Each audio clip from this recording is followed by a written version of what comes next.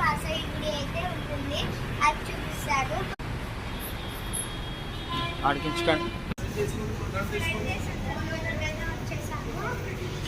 అక్కడ వచ్చేసి వినాయకుడు బొమ్మలు అయితే ఉన్నాయి.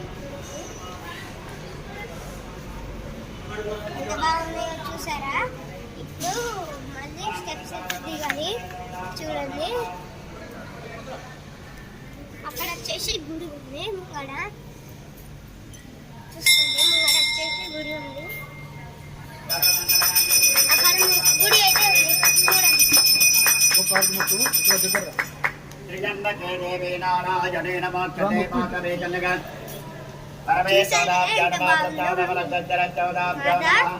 సరే మరి మళ్ళీ కలుసుకుందాం.